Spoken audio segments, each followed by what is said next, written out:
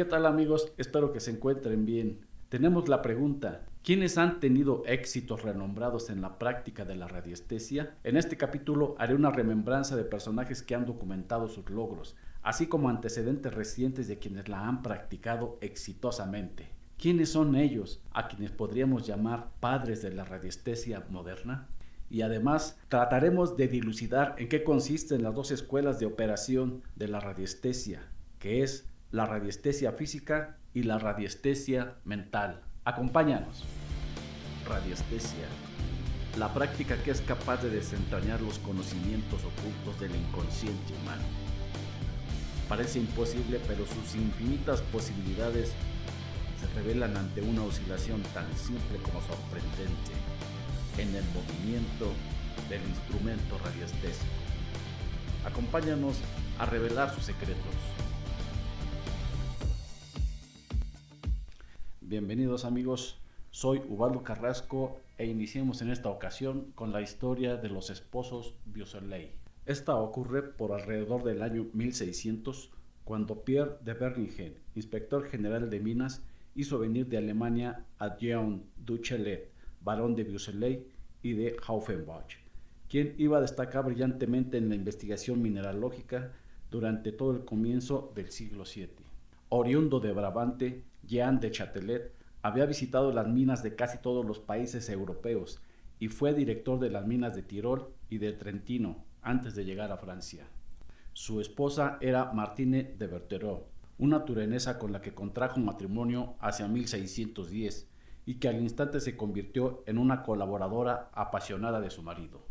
Los esposos Beausoleil poseían un impresionante instrumental para sus investigaciones y estudios, un gran compás, una brújula de 7 ángulos, un astrolabio universal y sobre todo 7 varillas metálicas e hidráulicas con las que aseguraban ser capaces de descubrir y distinguir los minerales, los metales y los diversos tipos de aguas subterráneas. Después de varias prospecciones coronadas por el éxito, su presencia fue solicitada en Alemania, en Italia y en Suecia.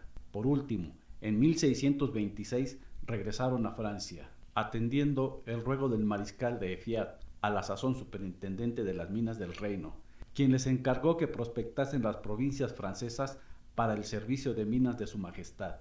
Para evitar cualquier protesta, esta orden fue confirmada en 1627 por los parlamentos de Burdeos, de Toulouse y de Provenza. Estos documentos constituyen en cierto modo el primer reconocimiento oficial de la radiestesia. Beausoleil y su esposa, si bien adoptaron todas las precauciones posibles, vieron con frecuencia su actividad obstaculizada por el celo fanático de algunos funcionarios reales. Por ejemplo, hallándose un día en pleno trabajo en Rennes, el preboste provincial se presentó de improviso en su casa para efectuar un registro. En su opinión, ningún descubrimiento bajo tierra podía hacerse sin contar con la ayuda del demonio. Por orden suya, los Beausoleil fueron detenidos, acusados de practicar la brujería, que entonces se consideraba delito. En cuanto a sus instrumentos y bienes personales, les fueron confiscados. Aunque el sabio matrimonio no tuvo dificultad alguna en librarse de la acusación que pesaba contra ellos, pese a todas sus reclamaciones, nunca pudieron recuperar sus instrumentos de trabajo, ni sus bienes personales. En 1632, Martine de Bertherot, en un opúsculo titulado Declaración verdadera hecha al rey y a nuestros señores de su consejo, de los ricos e inestimables tesoros recientemente descubiertos en este reino, consignó el resultado de las búsquedas que había efectuado en Francia con su marido. El balance era impresionante. Más de 150 minas descubiertas, así como numerosas fuentes de propiedades tan múltiples como preciosas. Estos trabajos consumieron casi por completo la fortuna de los dos esposos. Por lo tanto, aspiraban a verse indemnizados. En lugar de indemnización, empezaron por darles buenas palabras.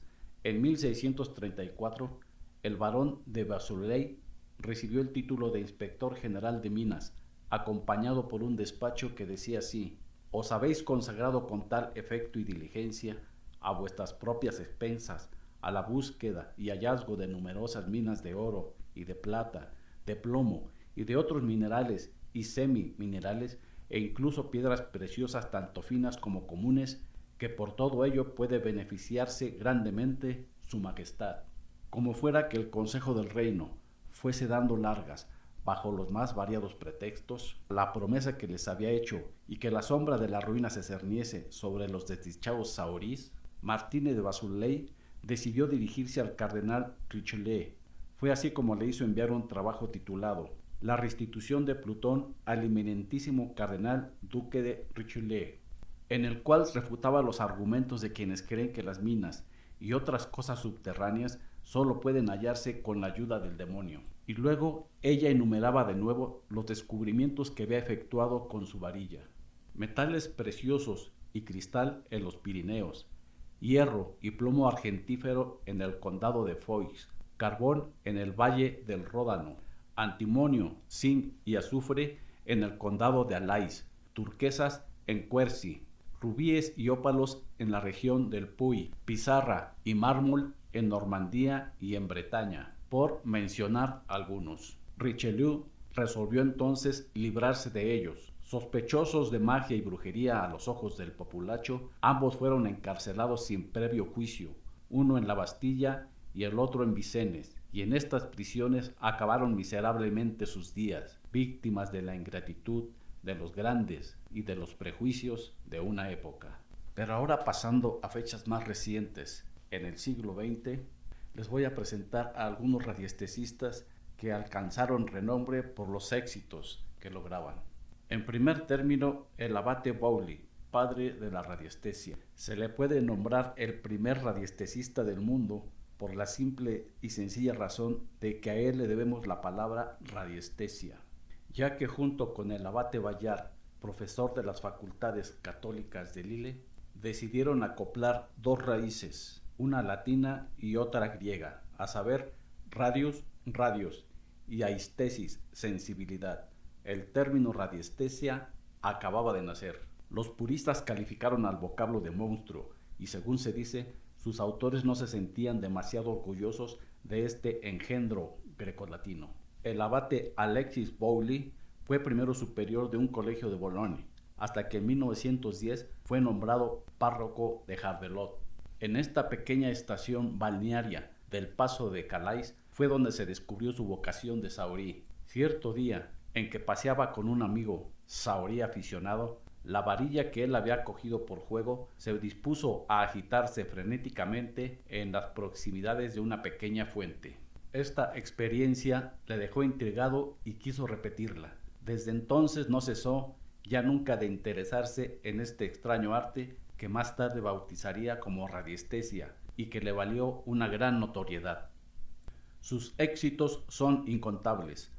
No solamente localizó gran número de fuentes, sino que se distinguió por el descubrimiento de cementerios merovingios y subterráneos en los castillos feudales. Sus éxitos le valieron ser llamado frecuentemente a consulta en el extranjero: Polonia, Rumania, Portugal y España, donde estuvo en 3 ocasiones en las Islas Canarias. Después de la Primera Guerra Mundial, el Ministerio de la Guerra francés le encargó una misión muy peligrosa, que consistía en buscar los obuses que no habían estallado en el campo de batalla. El gran mérito del abate Bowley, en tanto que saorí, consistía en detectar el agua a grandes profundidades, determinando exactamente la importancia del depósito y su calidad. A su legítimo renombre contribuía también la justeza de sus diagnósticos médicos. De todas partes venían a consultarle, viendo en él a un hombre de ciencia más que a un charlatán.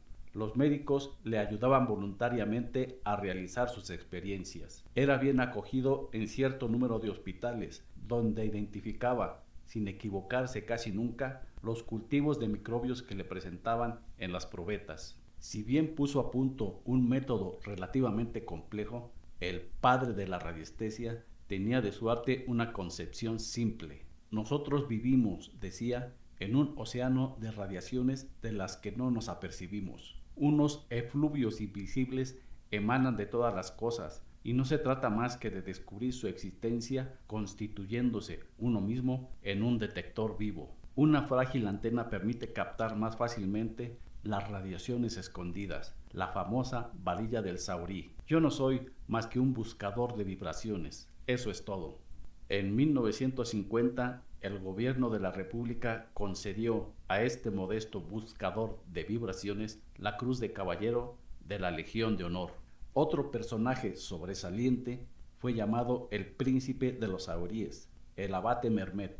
Alexis Mermet se inició de muy joven en el arte de la radiestesia, hijo y nieto de afamados sauríes de Saboya. La extensión de sus conocimientos y la importancia de sus éxitos en el campo de la radiestesia le valieron el merecidísimo apelativo de Príncipe de los Saurís. Su reputación era mundial y sus prospecciones sobre el terreno alcanzaban una precisión extraordinaria. A través de 150 metros de capas rocosas, descubrió la existencia de una red de galerías en las grutas de la Cabé, en el Lot.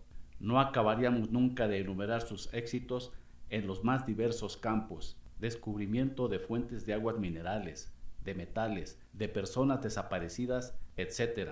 Fue uno de los primeros que practicaron con excelentes resultados la prospección a distancia. Practicante y operador ante todo, las teorías grandiosas le hacían sonreír. En radiestesia, decía, unos encuentran objetos y otros descubren explicaciones. Esto último es mucho más cómodo. Su libro, Como yo opero, que alcanzó tiradas de millares de ejemplares, relata sus múltiples experiencias en el curso de los años y su manera de proceder. Traducido al inglés, difundió los métodos del célebre abate más allá de las fronteras de Europa. Pionero de la radiestesia, el abate Mermet pasará sin duda a la historia, tal como decía un artículo del Pelerín que se publicó con ocasión de su muerte. ¿Quién no ha oído hablar de este hombre sorprendente? Su arte rayaba en el prodigio.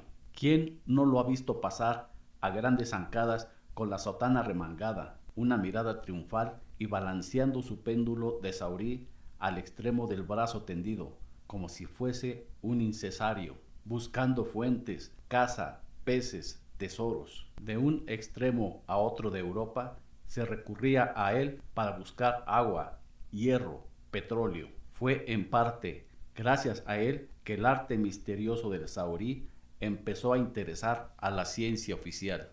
Otro personaje relevante es Henry de France, llamado en aquel entonces el aristócrata de la radiestesia. Fue licenciado en Historia y en Geografía. Poseía sólidos conocimientos geológicos que, unidos a sus cualidades de radiestesista, no tardaron en hacer de él un especialista de renombre en la localización de corrientes subterráneas. Su gran cultura y su facilidad de composición literaria le permitieron redactar numerosas obras. Souvenirs d'un chercheur, Radiestesie agricole y sobre todo Le Chercheur moderne, verdaderas síntesis para su época de los procedimientos empleados por los radiestesistas antiguos y modernos. Henry de France fundó además en 1930 la primera revista mensual consagrada a la radiestesia, la Chronique des Chercheurs, que dejó de publicarse en 1940. Por la misma época sucedió al abate Bowley en la presidencia de la Asociación de Amigos de la Radiestesia. Más tarde presidió 4 congresos internacionales. A él se debe el invento de varios perfeccionamientos que facilitaron el empleo de la varilla y el péndulo. Fue el primero que utilizó varillas formadas por 2 láminas planas de ballena o acero. Estos modelos permiten captar mejor los movimientos inconscientes y el efecto que estos producen en la varilla. Henry de France consideraba que los éxitos alcanzados en las investigaciones efectuadas sobre mapas solo podían explicarse por la intuición, pero en las prospecciones sobre el terreno suponía que un efecto físico, probablemente de origen electromagnético o radioactivo, podía provocar directamente los movimientos inconscientes del saurí. Por lo tanto, era partidario de atribuir 2 orígenes distintos a los movimientos inconscientes del saurí. Su muerte, acaecida en 1947, representó una gran pérdida para el mundo de la radiestesia, en el que gozaba de un gran aprecio tanto por sus grandes aptitudes de radiestesista como por sus cualidades humanas. Otro personaje interesante es el sacerdote español José María Pilón, jesuita que se inicia en la radiestesia desde muy joven buscando corrientes de agua. Era licenciado en filosofía y en teología por las universidades de Madrid y Granada respectivamente. Sus intervenciones en casos como los supuestos fenómenos paranormales en el Palacio de Linares y el Baúl del Monje en la capital de España, la localización de pozos mediante el uso del péndulo o las varillas y la búsqueda de personas desaparecidas, incluso secuestradas, utilizando sus habilidades radiestésicas, pronto le valieron el reconocimiento y afecto del público. Es autor del libro El Gran Libro de la Radiestesia y fallece en el año de 2012. Otro sacerdote que también obtuvo renombre con la radiestesia es el padre Mario Pantaleón, de Italia, emigrado a Argentina, fallecido en 1992, que practicaba la radiestesia principalmente para detección de enfermedades y sanación. A su vez, discípulo del padre Pío, que era italiano clarividente y estigmatizado en manos, pies y costado, y que fue canonizado santo. También de Argentina destacó en esta disciplina el padre Ricardo Luis Gerula, quien fue escritor y autor de los libros Radiestesia Integral, Radiestesia, el arte de sentir las radiaciones y energía radiante, entre otros, además de realizar talleres, presentaciones y conferencias con el tema de radiestesia. Y hasta aquí con los antecedentes de personajes recientes que han destacado en la práctica de la radiestesia. Pasemos ahora a comentar lo siguiente con respecto al estudio de la radiestesia. Y esto es que para entender su funcionamiento o su operación se manejan muchas hipótesis que son muy numerosas. Mas, sin embargo, todas parecen coincidir en algunos aspectos principales como son los siguientes. El operador, comparable a una estación de radio, es un receptor de ondas emitidas por el cuerpo buscado. El operador es simultáneamente emisor y receptor. Produce emanaciones u ondas en dirección al cuerpo buscado, el cual la refracta hacia el operador. La radiestesia es una percepción extrasensorial, un medio de conocimiento en el que interviene la intuición. Por último, la radiestesia podría ser una facultad que poseen todos los individuos, consistente en hacer surgir en ellos un estado consciente capaz de sustituir a los 5 sentidos normales.